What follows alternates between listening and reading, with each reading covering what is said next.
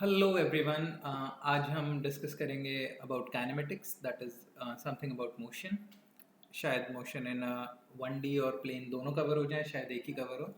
ये हम crash course cover कर रहे हैं। We have already discussed about units and dimensions and vectors and this is the third part I think. या so let's start with kinematics, the very basics. We'll cover up some problems in between and अगर आपको worksheet try करनी हो तो you can check on the description always. Okay. First is motion से बहुत तरह के क्वेश्चंस आते हैं। स्पेसिफिकली जो मोशन से क्वेश्चंस आते हैं वो ग्राफिकल ज़्यादा आते हैं और इसका यूज़ तो खैर काफ़ी होता है डिफरेंट डिफरेंट पोर्शंस में। So first is very fundamental, distance and displacement. You know that basic, that distance क्या होता है, डिस्प्लेसमेंट क्या होता है। कि distance is the total path length जो भी वो कवर कर रही है बॉडी, और फिर डिस्प्लेसमेंट इज कि इनिशियल से फाइनल के बीच में जो मेरे पास शॉर्टेस्ट पाथ लेंथ होता है। डिस्प्लेसमेंट की एक सर्टेन डायरेक्शन होती है, डिस्टेंस की कोई डायरेक्शन नहीं होती। Distance is like a scalar quantity and displacement is a vector quantity. That is basic, you know that. अगर मैं वेक्टोरियली रिप्रेजेंट करता हूँ तो मतलब डिस्प्लेसमेंट को हमेशा डायरेक्शन के साथ रिप्रेजेंट करना पड़ेगा and I will be always representing it in the form of like R और something, that is the position vector. और चेंजेस अगर एक लोकेशन से दूसरी लोकेशन पे जा रहे हैं तो यहाँ ये इतना ज़्यादा मैटर नहीं करता एक्चुअल में। व्हाट मैटर्स इज वेलोसिटी और स्पीड के बीच में जो रिलेशन डेवलप होकर आता है। तो let's try to find it out. मान लो कि जब हम वेलोसिटी के बारे में बात करते हैं, स्पीड के बारे में बात करते हैं, तो स्पीड है क्या? It is the change in position, मतलब जो पोजीशन में उसके चेंज हो रहा है। तो rate of change in distance with respect to time is normally defined as speed. लेकिन स्पीड और वेलोसिटी हम दोनों को दो पार्ट्स में डिवाइड करते हैं। One is called is instantaneous, मतलब हम उस पर्टिकुलर इंस्टेंट के बारे में बात कर रहे हैं, and other is called as average. Average speed, average velocity, same way speed velocity हम दोनों के बारे में बात करेंगे, साथ के साथ ही कर लेते हैं।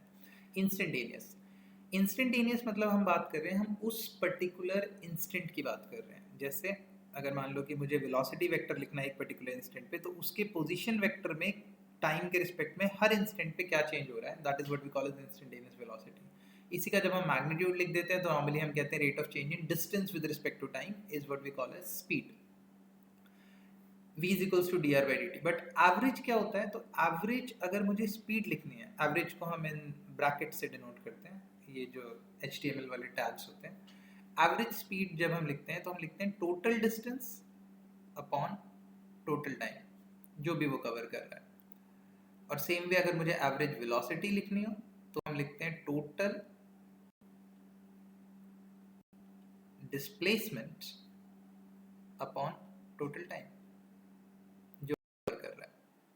ओके, इससे आपके पास सिचुएशंस डेवलप होकर आती हैं और इससे आपसे चीज़ों को मतलब इससे चीज़ें पूछी जाती हैं, नॉर्मली क्वेश्चंस बनते हैं इससे काफ़ी। थोड़ी देर में डिस्कस करेंगे, बट इस पे आते हैं पहले इंस्टेंटेनियस वाले फंडे पे। इंस्टेंटेनियस स्पीड हो चाहे इंस्टेंटेनियस वेलोसिटी हो, चाहे वो इंस्टेंटेनियस स्पीड हो, स्पीड या वेलोसिटी, दोनों की का मैग्नीट्यूड हमेशा बराबर होता है। मतलब हर इंस्टेंट पे दोनों का मैग्नीट्यूड सेम होगा। एक वेक्टर है, एक स्केलर है, वो एक डिफरेंट पार्ट है, बट दोनों का मैग्नीट्यूड सेम हो सकता है। इंस्टेंट की बात हो रही है, क्यों? क्योंकि जब हम डिस्टेंस और डिस्प्लेसमेंट की बात करते हैं और जब हम इंस्टेंट की बात कर रहे हैं तो ये नंबर बहुत छोटा है, मतलब ये लेंथ जो भी होगी वो बहुत छोटी होगी। तो लेट्स से कि वो जो लेंथ है वो कुछ इतनी सी है, तो इसको तो हम एक स्ट्रेट लाइन ही मान के चल रहे हैं ना, तो डिस्टेंस और डिस्प्लेसमेंट सेम ही होगा ना। तो डी आर का जो मैग्नीट्यूड होगा वो सेम ही रहेगा। तो कई बार क्वेश्चन पूछा गया है, क्या इंस्टेंटेनियस वेलोसिटी और इंस्टेंटेनियस स्पीड सेम होते हैं? आंसर इज नो, दोनों अलग अलग होते हैं। बट क्या इंस्टेंटेनियस वेलोसिटी का मैग्नीट्यूड और इंस्टेंटेनियस स्पीड का मैग्नीट्यूड सेम होता है? यस, इंस्टेंटेनियस वेलोसिटी और इंस्टेंटेनियस स्पीड का जो मैग्नीट्यूड है वो बिल्कुल सेम होगा। क्यों? क्योंकि जब हम एक इंस्टेंट की बात कर रहे हैं तो we are talking about a very small region, और फिर वो जो स्मॉल रीजन है वो स्ट्रेट लाइन की तरह ही ट्रीट किया जाएगा। यहाँ से क्वेश्चन एक बार सब्जेक्टिव, मतलब नॉट सब्जेक्टिव, एक कंसेप्चुअल क्वेश्चन यहाँ से पूछा गया है। अगर आप बेसिकली इसकी बात करते हो तो इसको ऐसे भी लिखा जा सकता है D of mod R by D T, which is like magnitude के बारे में हम बात कर रहे हैं वहाँ पर। एनीवे, एवरेज पे आते हैं। इससे बहुत क्वेश्चन आए हुए हैं, पहले भी आ चुके हैं काफ़ी। Let's cover up, let's try to find it out. जब मैं एवरेज स्पीड, मान लो आपसे कहा जाएगा कि एक बॉडी है, वो A से B तक डिस्टेंस ट्रैवल करती है, और फिर मुझे लेंथ वेंथ कुछ नहीं दिया हुआ है, कहा गया है कि हाफ द डिस्टेंस वो V1 स्पीड से ट्रैवल करती है और हाफ जो रिमेनिंग हाफ है वो v2 स्पीड से ट्रैवल करती है। ये बहुत स्टैंडर्ड क्वेश्चन है, बहुत कॉमन क्वेश्चन है, कई बार आ चुका है एग्जाम में, मतलब डायरेक्ट भी पूछा गया, इनफैक्ट लोग तो इसका रिजल्ट भी याद रखते हैं। तो वो आधा डिस्टेंस v1 से कवर करती है और आधा डिस्टेंस v2 से कवर करती है। तो अब ये बताओ कि what is the average speed. Okay, अगर यहाँ पे मान लो क्वेश्चन कुछ ऐसा होता कि ऑब्जेक्ट है, वो मार्केट तक, मतलब एक पर्सन है जो मार्केट तक जाता है विद स्पीड v1, जब वापस आता है तो उसकी स्पीड v2 होती है। अब बताओ एवरेज वेलोसिटी कितनी होगी, तो वो जीरो होती है क्योंकि नेट डिस्प्लेसमेंट जीरो है, टोटल डिस्प्लेसमेंट जीरो है। बट एवरेज स्पीड कितनी होती, तो वो सेम क्वेश्चन इसके बराबर ही होता, क्योंकि जितना डिस्टेंस वो ट्रैवल करके जा रहा है उतना ही डिस्टेंस वापस आ रहा है। तो इमेजिन लाइक कि हाफ डिस्टेंस उसने ट्रैवल किया और हाफ से वो वापस आ रहा है, मतलब हाफ डिस्टेंस कवर करके वापस आ रहा है विद द स्पीड v2। यहाँ पे एवरेज अगर मान लो कि एक स्ट्रेट लाइन पे ट्रैवल कर रहा है तो v1 v2 मतलब एवरेज वेलोसिटी और एवरेज स्पीड सेम ही आएगा। एनीवे हम इसको डिवाइड कर लेते हैं।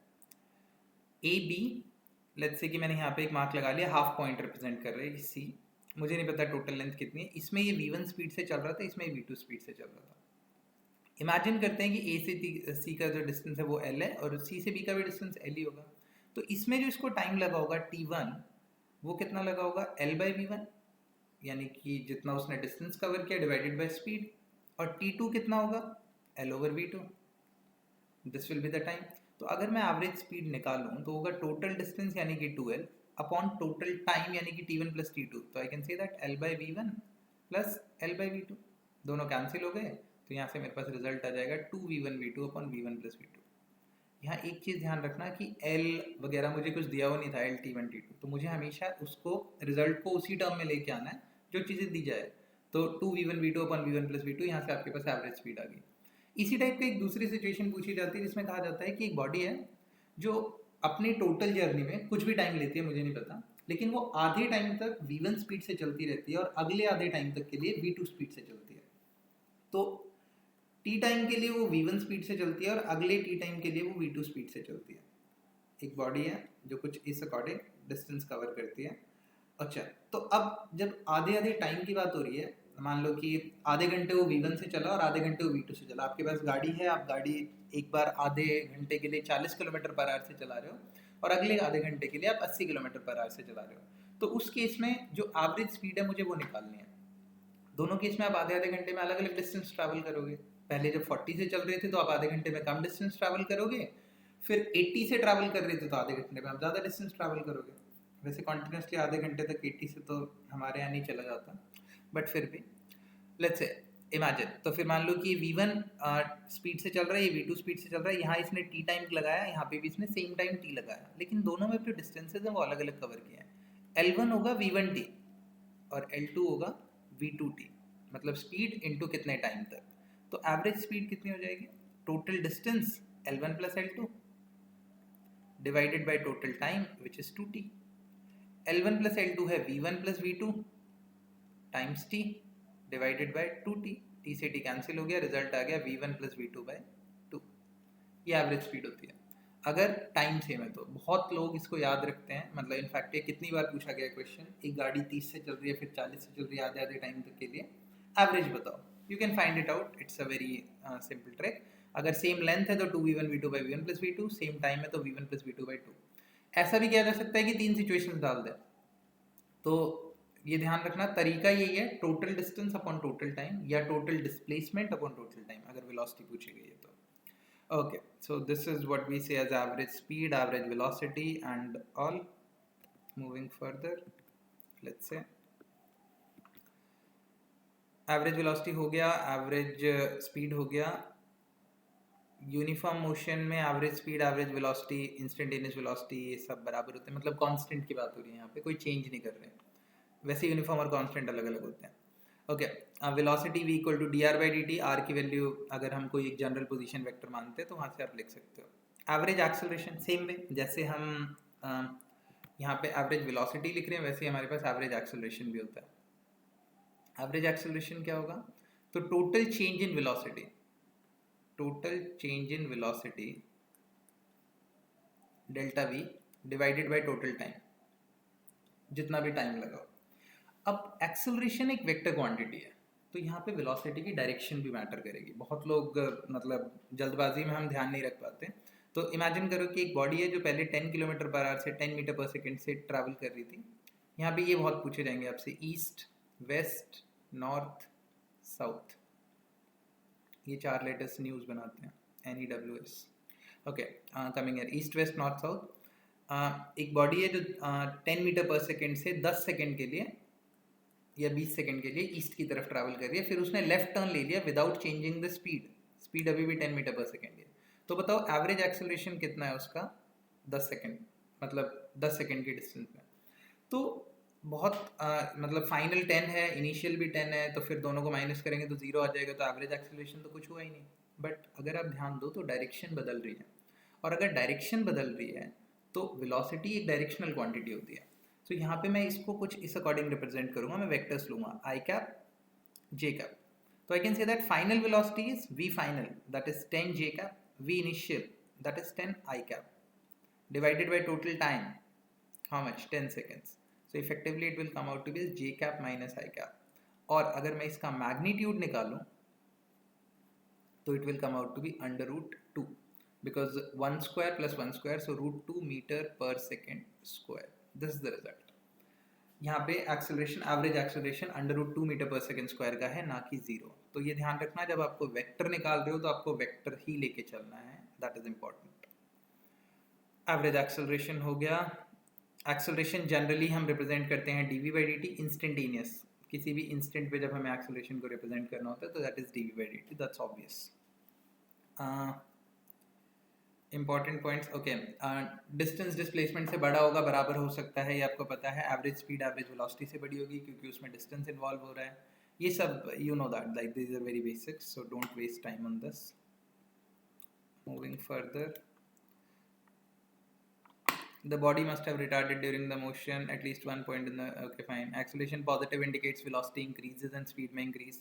okay, इसको थोड़ा सा समझने की कोशिश करते हैं। लेट्स से पॉजिटिव नेगेटिव मैं डिसाइड करता हूँ कि मैं किसे क्या एक्सेस लेके चल रहा हूँ, ठीक है, मेरे ऊपर डिपेंड करता है। मैं इसे पॉजिटिव इसे नेगेटिव मान सकता हूँ, मैं उल्टा भी मान सकता हूँ, मैं इसे नेगेटिव और इसे भी पॉजिटिव मान सकता हूँ, उससे कोई फर्क नहीं पड़ता।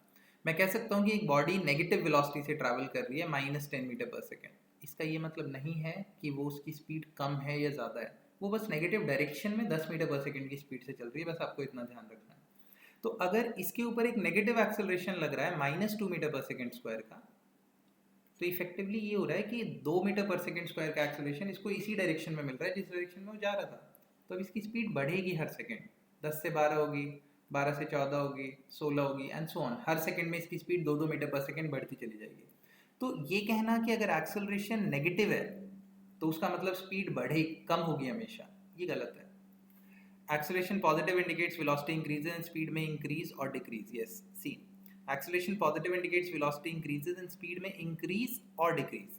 सेम वे यहाँ पे अगर एक्सेलरेशन 2 होता तो इसकी स्पीड कम होगी, -10 से -8 होगी, -8 से -6 होगी, -6 से -4 होगी, क्योंकि एक्सेलरेशन है rate of change in velocity, time के रिस्पेक्ट में जो उसके अंदर चेंज आ रहा है, बदलाव आ रहा है। तो अगर ये एक्सेलरेशन 2 है पॉजिटिव डायरेक्शन में नेगेटिव डायरेक्शन में, वो डिपेंड करता है कि बॉडी इनिशियली कहाँ है, उससे हमें पता चलेगा कि उसकी स्पीड बढ़ेगी कि कम होगी। सो ये कॉन्सेप्ट निकाल देना कि पॉजिटिव एक्सेलरेशन मतलब स्पीड बढ़ेगी, नेगेटिव एक्सेलरेशन मतलब स्पीड कम होगी। Speed increases if acceleration and velocity are in same direction, and speed decreases if acceleration and velocity are in opposite direction. That's obvious. Acceleration मतलब उसी डायरेक्शन में force लग रहा है, तो वो उसको जब आप उसी डायरेक्शन में धक्का दोगे तो स्पीड बढ़ेगी, अगर उसके ऑपोजिट डायरेक्शन में धक्का दोगे तो स्पीड कम होगी। This is what we were talking about, like acceleration का कॉन्सेप्ट। ग्राफिकल इंटीग्रेशन ये हम थोड़ा सा डिस्कस करेंगे डिटेल में, उससे पहले equations of motion. Equations of motion कहाँ से डेवलप होती हैं? तो इसी कैलकुलस से डेवलप होती हैं, जो आपको समझ आनी चाहिए यहाँ पे, कि जो वेलोसिटी है that is nothing but dr/dt। जब हम 1D की बात करते हैं तो x, y, z ले लेते हैं, but velocity is dr/dt in general. Acceleration is dv/dt। Okay, इनके बीच में एक रिलेशन है आपस में जिसको आप चेंज कर सकते हो, मतलब वेलोसिटी एक्सेलरेशन, वेलोसिटी के चेंज होने का रेट इज एक्सेलरेशन, पोजीशन के चेंज होने का रेट इज वेलोसिटी। तो इनका यूज करके हम इक्वेशंस ऑफ मोशन डेवलप करते हैं। v is equals to ut, s is equals to ut, plus half AT square, और बेसिकली ये R है पोजीशन वेक्टर, और V स्क्वायर, मैं इसको ऐसे नहीं लिखूंगा, I write V dot V is equals to U dot U minus 2 A dot S। ये होता है actual result. V dot V is equals to U dot U minus 2 A dot S। Correspondingly हम इसके respect में ऐसे change करते हैं और फिर ये मेरे पास रिजल्ट बनता है V square is equals to U square minus 2AS। अगर हम एक वन डायमेंशनल मोशन के बारे में बात कर रहे हैं, ये सारे रिलेशन सिर्फ तब तक वैलिड हैं जब तक एक्सेलरेशन कांस्टेंट है। जब तक एक्सेलरेशन कांस्टेंट है ये सब कुछ सिर्फ तभी तक के लिए वैलिड है। The moment acceleration will change और will start changing with respect to time, ये सारे रिजल्ट्स बर्बाद हो जाएंगे, मतलब इट वोंट वर्क। ये तो हो गए बेसिक इक्वेशंस ऑफ मोशन। एक होता है displacement covered in nth second, Sn is equals to U plus 2n minus 1 A over 2। इससे बहुत बार क्वेश्चंस पूछे गए हैं। U plus 2n minus 1 A by 2, ये होता है displacement covered in the nth second. nth second में डिस्प्लेसमेंट कैसे कवर करते हैं, मतलब पर सेकेंड वो जो डिस्प्लेसमेंट कवर कर रहा है। अब समझो, जब मोशन स्टार्ट हुआ तो टाइम t इक्वल टू 0 था। 0 से 1 में जो डिस्टेंस ट्रैवल करेगा या डिस्प्लेसमेंट कवर करेगा उसे हम कहते हैं फर्स्ट सेकेंड। 1 से 2 वाला सेकेंड सेकेंड, 2 से 3 वाला थर्ड सेकेंड। तो nth सेकेंड क्या है, n माइनस 1 से n, this is what we call nth second. n minus 1 से n की तरफ, मतलब उसने उतने में कितना डिस्टेंस या डिस्प्लेसमेंट कवर किया होगा। एक एक करके इसके बारे में बात करते हैं जिस पे क्वेश्चंस बने हुए हैं या पहले से आ चुके हैं। सबसे पहले इस Sn वाले पे बात करते हैं। दिस इज समथिंग, मान लो आपसे कहा गया कि एक बॉडी है जो कि लेट्स से 7 मीटर पर सेकेंड की वेलोसिटी से इस तरफ ट्रैवल कर रही है। इस पे एक एक्सेलरेशन एक्ट करना शुरू करता है -2 मीटर पर सेकेंड स्क्वायर का। इस डायरेक्शन में होगा ऑब्वियसली एक्सेलरेशन, माइनस है, वेलोसिटी पॉजिटिव दी गई थी। आपसे कहा गया ये सिस्टम जो है इसका मुझे डिस्टेंस बताना है, distance covered by the body in 4th second. तो चौथे सेकेंड में इसका डिस्टेंस कितना होगा। आप फॉर्मूला लगाते हैं, देखो Sn इक्वल्स टू U यानी कि 7 प्लस 2n यानी 2 इंटू 4 माइनस 1 A बाई 2 यानी कि 2 बाई 2 और something like minus 2 by 2 acceleration Sn U plus 2n minus 1 A by 2, या सो 7 प्लस 7 माइनस 1, 7 माइनस 7 0, Sn आ गया 0। और ये आपको ऑप्शन में भी मिलेगा Sn इज इक्वल्स टू 0, पर आप ये मार्क करोगे ये होगा गलत, इट्स रॉन्ग। क्वेश्चन में कहा गया distance in the 4th second. 99% case में ये मुझे डिस्टेंस ही देता है, लेकिन क्योंकि डिस्टेंस और डिस्प्लेसमेंट बराबर होते हैं जब हम 1D की बात करते हैं, लेकिन ये एक्चुअल में मुझे ये जो रिजल्ट है ये डिस्प्लेसमेंट दे रहा है ना कि डिस्टेंस दे रहा है। अब क्या फर्क पड़ रहा है डिस्प्लेसमेंट और डिस्टेंस से, समझो। अभी इसकी स्पीड 7 मीटर पर सेकेंड है, 1 सेकेंड बाद इसकी जो स्पीड होगी वो होगी 5 मीटर पर सेकेंड। क्यों? क्योंकि 2 मीटर पर सेकेंड स्क्वायर का एक्सेलरेशन लग रहा है पीछे की तरफ, तो 2 का चेंज आ गया 1 सेकेंड बाद, तो ये हो गया फर्स्ट सेकेंड में जो डिस्टेंस इसने ट्रैवल किया। ये सही आता अगर आप ये फॉर्मूला लगाते तो। अगले सेकेंड सेकेंड में कितना होगा, 5 से 3 हो जाएगी स्पीड और कम होगी।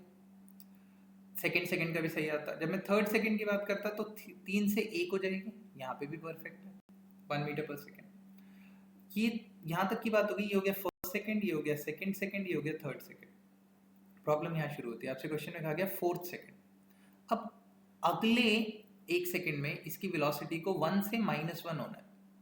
-1 होने का क्या मतलब, बॉडी की वेलोसिटी की डायरेक्शन चेंज हो जाएगी। मतलब हुआ क्या कि ये बॉडी जा रही थी, स्लो डाउन हो रही है, फाइनली रुकेगी और वापस आना शुरू करेगी, तभी तो वेलोसिटी नेगेटिव होगी, -1 फिर -3 फिर -5 फिर -7। मतलब अब ये बॉडी रुकी कहीं पे और फिर उसके बाद वापस आ गई, and now it is moving in this direction with the speed 1 metre पर सेकेंड ओनली, इसीलिए हम इसे वेलोसिटी -1 कह रहे हैं। अब ये जो सारा काम हुआ है ये 1 सेकेंड में हुआ है, 3 से 4 यानी ये सेकेंड नंबर 4 में, यानी 4th सेकेंड में हुआ है सब कुछ। अगर ये 4th सेकेंड में हुआ है सब कुछ, तो अगर आप डायग्रामेटिकली समझो तो डिस्प्लेसमेंट कितना है, 0, क्योंकि जहाँ थी बॉडी वहीं आ गई है वापस। जब उसने डायरेक्शन बदली है तो वही आ रहा है मेरे पास। लेकिन आपसे क्वेश्चन में डिस्टेंस डिस्प्लेसमेंट तो पूछा है, आपसे क्वेश्चन में पूछा है डिस्टेंस।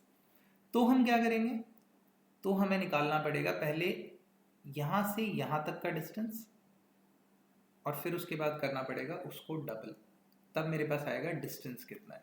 अब यहाँ से यहाँ तक का डिस्टेंस कैसे निकालेंगे, तो s इज इक्वल्स टू होता है ut plus half at square.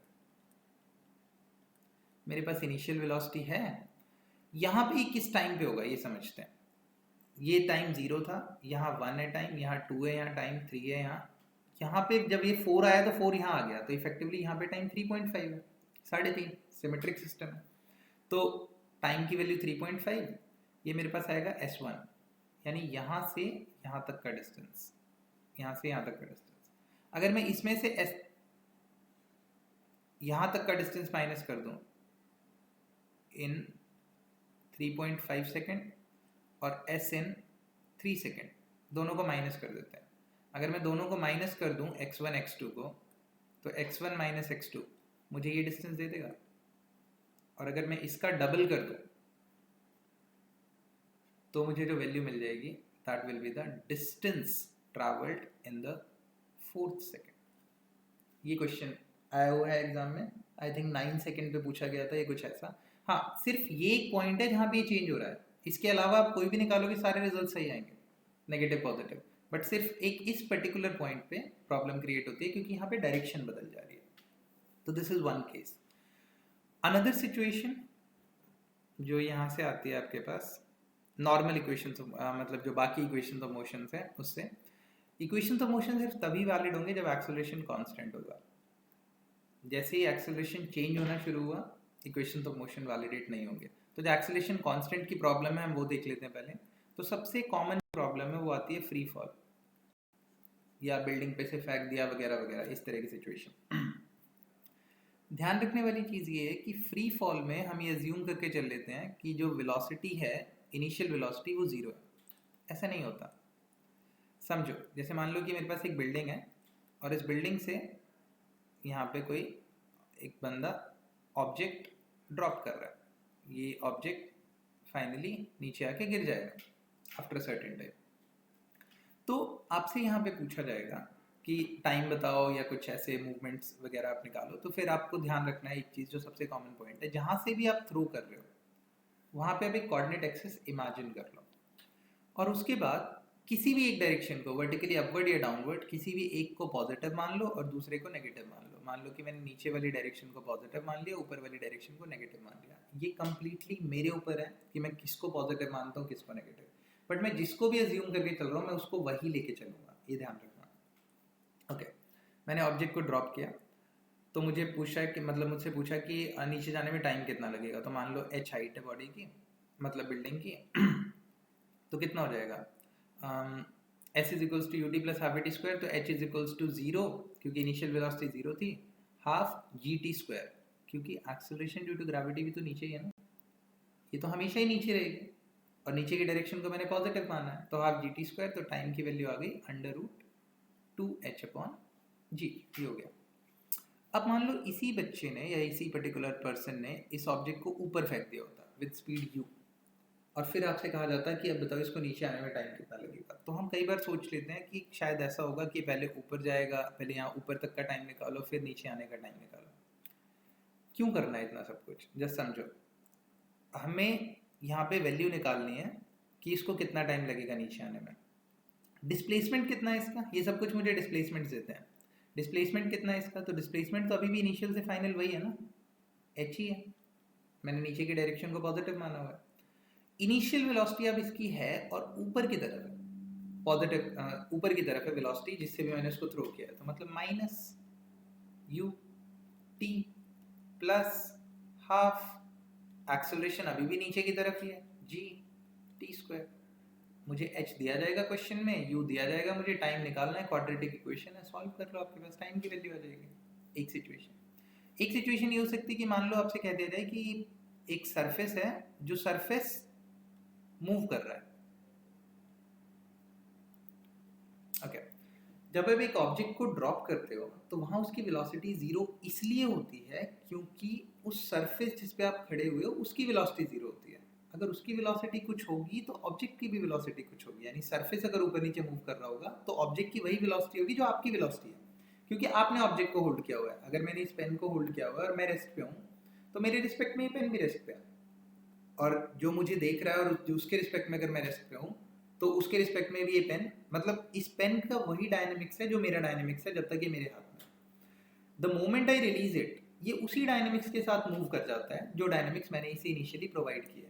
तो अगर मान लो एक पैराशूट में, मतलब एक हॉट एयर बलून में मैं खड़ा हूँ, और फिर इस हॉट एयर बलून में मेरे पास एक ऑब्जेक्ट है, तो अगर हॉट एयर बलून 30 मीटर पर सेकेंड से ऊपर जा रहा है, तो ये जो ऑब्जेक्ट है ये भी तो 30 मीटर पर सेकेंड से ऊपर जा रहा है, मैं भी 30 मीटर पर सेकेंड से ऊपर जा रहा हूँ। तो जब मैं इसे ड्रॉप करूंगा तो इसकी इनिशियल वेलोसिटी कितनी होगी? अगर मैं ऊपर की डायरेक्शन को नेगेटिव लेके चलता हूँ पीछे की तरह, तो -30, अब वो जीरो नहीं होगा। और फिर मान लो कि जब ये 50 मीटर ऊपर था तो मैंने इसको ड्रॉप कर दिया था, तो ये नीचे गिरेगा, 50 मीटर का डिस्टेंस ट्रैवल करेगा, तो डिस्प्लेसमेंट नीचे की तरफ है, s +50, क्योंकि डाउनवर्ड डायरेक्शन पॉजिटिव है। और u पता चल गया, s पता चल गया, मुझसे टाइम पूछा हुआ है, h = ut प्लस एक्सेलरेशन तो अभी भी नीचे ही है, जिसको मैंने पॉजिटिव माना हुआ है, तो नीचे आएगा पॉजिटिव। तो इस कॉन्सेप्ट का यूज करके आप सारे questions of free fall solve कर सकते हो। सबसे इंपॉर्टेंट चीज है कोऑर्डिनेट एक्सेस इमेजिन करना, और जो डायरेक्शंस आपने मानी है उसी डायरेक्शन पे स्टिक रहो, उन डायरेक्शंस को चेंज मत करो, that's it.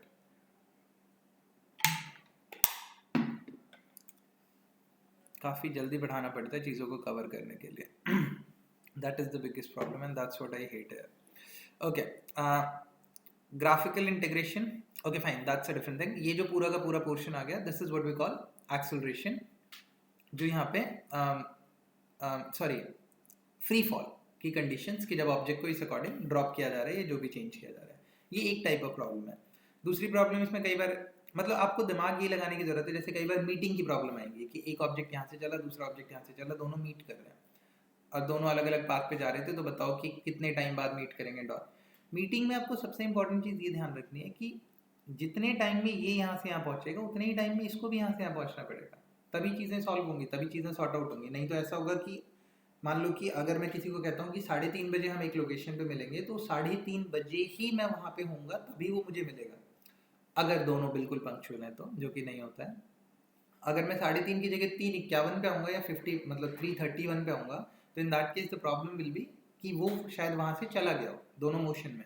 So this is the situation जहाँ पे हम बात कर रहे हैं। अगर मीटिंग की कंडीशन हो, कई बार कहा जाता है आपसे कि एक ऑब्जेक्ट को नीचे से ऊपर से ड्रॉप किया गया, एक को नीचे से फेंका गया, दोनों किस पॉइंट पे मिलेंगे, तो अज्यूम कर लो x, इसको ऊपर जाने में जितना टाइम लगेगा उतना ही उसको नीचे आने में लगेगा, दोनों को इक्वेट कर दो, आपको x की वैल्यू मिल जाएगी।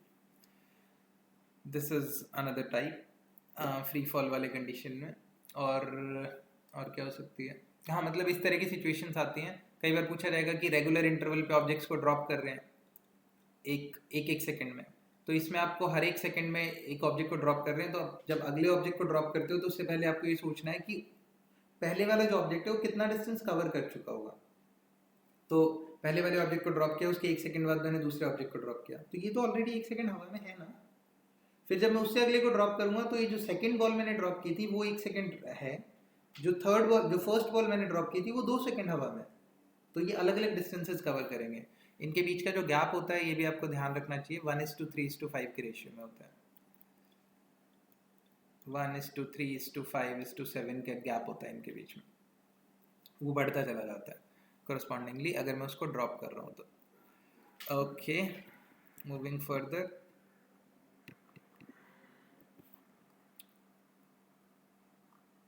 ग्राफिकल इंटीग्रेशन और ग्राफिकल एनालिसिस समझ आना चाहिए आपको। मोस्टली 3 ग्राफ्स जो बहुत फेमस है जो कि आते हैं, XT नहीं कहना चाहिए बेसिकली, RT, और let it be like 1D only.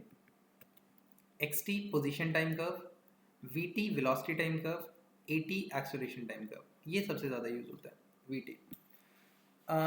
XT को ST भी कहते हैं नॉर्मली। सो यहाँ पे देखो ये चीज़ समझने वाली है, मैं इसे ऐसे ध्यान रखता हूँ SVA। अगर आप ST कर्व का स्लोप निकालते हो तो उससे आपको वेलोसिटी मिलती है, VT कर्व का स्लोप निकालते हो तो उससे आपको एक्सेलरेशन मिलती है, AT कर्व का स्लोप निकालते हो तो उससे आपको कुछ नहीं मिलता, AT कर्व का एरिया निकालते हो तो आपको वेलोसिटी मिलती है, VT कर्व का एरिया निकालते हो तो आपको डिस्प्लेसमेंट मिलता है, और एस टी कर्व का एरिया निकालते हो तो आपको कुछ नहीं मिलता है। मतलब बेसिकली इधर से इधर जब हम जा रहे हैं तो हम निकाल रहे हैं स्लोप, और इधर से इधर जब हम जा रहे हैं तो हम निकाल रहे हैं एरिया। कैलकुलस की भाषा में कहा जाए तो यहाँ से यहाँ हम जा रहे हैं तो हम कर रहे हैं डिफरेंशिएट, और इधर से इधर जब हम जा रहे हैं तो हम कर रहे हैं integrate, because integration, definite integration gives me the area और differentiation gives me the slope. तो that is why ds by dt velocity होता है, dv by dt एक्सेलरेशन होता है, a dt का इंटीग्रेशन v देता है, v dt का इंटीग्रेशन s देता है। This is the result, this is the variation जो आपको समझ आना चाहिए। तो जब भी आप कोई ग्राफ प्लॉट करोगे, चेक करोगे, तो आपको हमेशा इन रिजल्ट्स के बारे में ध्यान रखना है। एस टी है, स्लोप कांस्टेंट है, जब स्लोप कांस्टेंट है तो वेलोसिटी कांस्टेंट होगी। ऐसे है, एस टी है, स्लोप बढ़ रहा है, एंगल चेंज होता जा रहा है, जब एंगल चेंज हो रहा है तो उस पर्टिकुलर केस में वेलोसिटी इंक्रीज हो रही होगी। अगर मान लो कि सिचुएशन ये है, तो इसका मतलब क्या है कि एक कांस्टेंट टाइम पे पोजीशन बढ़े जा रही है, समय रुकता नहीं है, मतलब टाइम कैन नॉट स्टॉप, तो ये ग्राफ ही गलत है, it can not be, it is not possible. So इस तरह के आपके पास सिचुएशन मिलेंगे, आपको बस इनको आपस में एक दूसरे के इंटरकनेक्ट करना है। हम कुछ केसेस लेंगे अभी।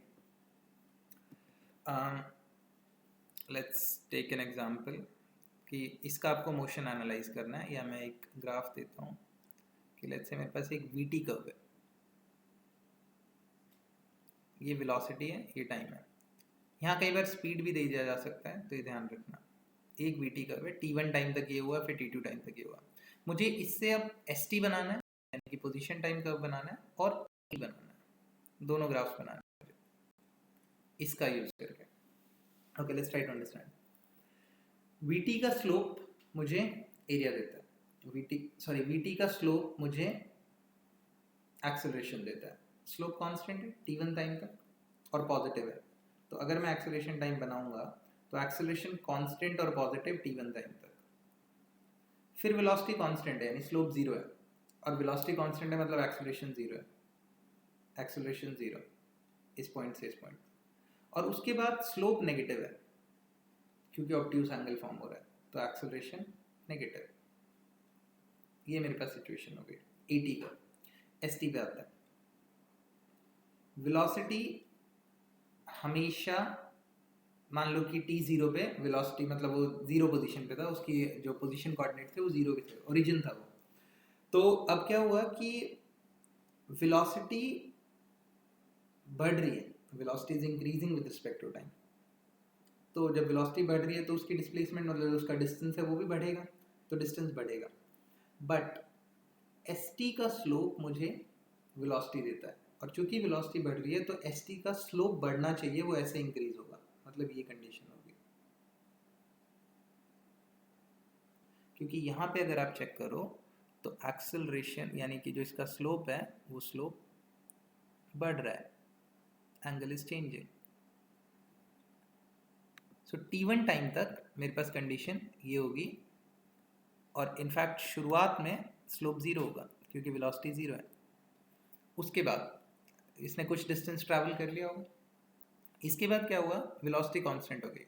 वेलोसिटी कांस्टेंट हो गई मतलब बॉडी रुक थोड़ी गई है, वो अभी भी उस कांस्टेंट स्पीड से ट्रैवल कर रही है। तो अगर वो उस कांस्टेंट स्पीड से ट्रैवल कर रही है तो पोजीशन तो अभी भी बढ़ती जाएगी, और टाइम रुक नहीं सकता, तो टाइम भी बढ़ेगा और पोजीशन भी बढ़ेगी, लेकिन अब इसका स्लोप कांस्टेंट होगा, मतलब ये कांस्टेंट एंगल पे ट्रैवल करेगा। और अब इसके बाद वेलोसिटी कम हो रही है, मतलब स्लोप कम होना चाहिए, लेकिन वेलोसिटी कम हो रही है, वो चल तो अभी भी आगे ही रहा है, वापस थोड़ी आ गया, वेलोसिटी नेगेटिव तो नहीं हुई है, तो एस तो अभी भी बढ़ता ही रहेगा और टाइम भी बढ़ता रहेगा। तो इफेक्टिवली अब जो कर्व है वो डाउनवर्ड पैराबोला में शिफ्ट हो जाएगा। तो मेरे पास ये सिचुएशन आएगी, ये t1 टाइम तक के लिए, ये t2 टाइम तक के लिए, और फिर ये t3 टाइम जो भी फाइनल होगा। तो ये मेरे पास इन दोनों ग्राफ्स के बीच का इंटरचेंज कंडीशन है, कैसे निकाला जाता है और फिर क्या है, आप ग्राफ्स को कैसे यूटिलाइज कर सकते हो। यहाँ पे भी आपको डायरेक्शंस का ध्यान रखना, नेगेटिव पॉजिटिव का रेफरेंस रखना बहुत ज़रूरी है। मूविंग फर्दर, ग्राफिकल इंटीग्रेशन हो गया, कैसे किसको कन्वर्ट करना है ये पता होना चाहिए। स्लोप मुझे वेलोसिटी देगा वगैरह वगैरह, डिस्प्लेसमेंट, वेलोसिटी, एक्सेलरेशन, इनके बीच में इंटरचेंजिंग डिस्प्लेसमेंट डिफरेंशिएट करोगे तो वेलोसिटी आएगा, I just told you before. ये ग्राफ कुछ बेसिक ग्राफ्स दिए हुए हैं, इनका वीटी कर्व और एसटी कर्व दिया हुआ है। यूनिफॉर्म मोशन में वेलोसिटी कांस्टेंट है, उसी में यूनिफॉर्म मोशन में कांस्टेंट वेलोसिटी से वो मतलब वेलोसिटी कांस्टेंट है तो वीटी तो स्ट्रेट लाइन बनेगा, लेकिन एसटी वो क्योंकि डिस्प्लेसमेंट तो बढ़ ही रहा है ना, कांस्टेंट वेलोसिटी से भी ये गाड़ी चल तो रही है ना आगे। तो ये कुछ कर्व्स दिए हुए हैं, you can analyse these curves, these are like quite easy, it won't make such difference. मैं एक एग्जांपल ले लेता हूँ, मान लो ये वाला एग्जांपल लेते हैं, लास्ट वाला। यूनिफॉर्मली रिटार्डेड देन एक्सेलरेटेड, मुझे पहले ये समझना है, वीटी दिया हुआ है, t0 पे बॉडी की वेलोसिटी कुछ है ऑलरेडी, u है, t0 पे बॉडी की वेलोसिटी u है। उसके बाद वेलोसिटी कम हो रही है, वेलोसिटी कम हो रही है, इसका ये मतलब नहीं है, वेलोसिटी अभी भी पॉजिटिव है, वेलोसिटी कम हो रही है इसका ये मतलब नहीं है कि बॉडी रुक गई है, वो अभी भी उसी डायरेक्शन में ट्रैवल कर रही है जिस डायरेक्शन में पहले ट्रैवल कर रही थी, लेकिन अब कम स्पीड से ट्रैवल कर रही है। तो कम स्पीड से ट्रैवल कर रही है मतलब उसका क्या है कि उसकी स्पीड धीरे धीरे कम होती जा रही है, अब वो कम डिस्टेंस ट्रैवल कर रही है उतने ही टाइम में, तो लेकिन अभी भी आगे ही चल रही है। जैसे पहले मेरी स्पीड 100 थी, फिर 90 हुई, फिर 80 हुई, फिर and so on, it changed correspondingly. तो ओके, हाँ चलो इस पे भी आएंगे थोड़ी देर में। एक और क्वेश्चन है, वी टी वेलोसिटी कम होती जा रही है और फिर उसके बाद क्या हुआ कि एक टाइम आया जहाँ पे वेलोसिटी जीरो हो गई, मतलब बॉडी रुक गई, फिर वेलोसिटी नेगेटिव होनी शुरू हुई, मतलब अब वो वापस आने लग गई ऑपोजिट डायरेक्शन में, और फिर से उसकी ऑपोजिट डायरेक्शन में अब स्पीड बढ़ने लग गई। तो अगर मैं इसका एस टी प्लॉट करूँ तो पहले क्या हो रहा है, स्लोप कम हो रहा है क्योंकि वेलोसिटी कम हो रही है, तो ये वाला स्लोप होगा, ये वाला स्लोप होगा। फिर उसके बाद क्या होगा, एक टाइम पे वेलोसिटी जीरो हो गई, तो फिर उसका जो स्लोप होगा वो पैरेलल टू एक्स एक्सिस हो जाएगा, स्लोप जीरो। फिर उसके बाद बढ़ने लग गया, मतलब अब एंगल फिर से इंक्रीज करने लग जाएगा इस जोन में, लेकिन नेगेटिव डायरेक्शन में, तो फिर ये वाला पार्ट, तो ये कुछ डाउनवर्ड पैराबोला का फॉर्म बनेगा। हाँ एक क्वेश्चन मुझे याद आया, आईआईटी में आ चुका है, 80 ग्राफ दिया हुआ था, ये 10 सेकेंड 10 मीटर पर सेकेंड स्क्वायर था यहाँ पे कुछ, और यहाँ पे कुछ शायद मुझे नहीं पता 11 सेकेंड था, कुछ ऐसा था। आपसे पूछा गया यहाँ पे इसकी मैक्सिमम स्पीड कहाँ होगी, तो देखो एक्सेलरेशन कम हो रहा है लेकिन है तो अभी भी पॉजिटिव ही, तो स्पीड तो अभी भी बढ़ ही रही होगी ना अगर उसी डायरेक्शन में वो बॉडी चल रही है तो यहाँ तक इसकी स्पीड बढ़ेगी। फिर जब एक्सेलरेशन माइनस होना शुरू हुआ यानी ऑपोजिट होना शुरू हुआ, तब जाके स्पीड कम होनी शुरू होगी, तो यहाँ इसकी स्पीड मैक्सिमम होगी। कितनी होगी, हाफ 80 का एरिया मुझे स्पीड देता है, वेलोसिटी देता है, हाफ इंटू 10 इंटू 11, तो आ जाएगा 55 मीटर पर second. This is the result. Okay, we're discussing these questions in a bit of hurry, like क्योंकि ये सब कुछ आप पहले पढ़ चुके हो, it's just a revision kind of thing. Moving further,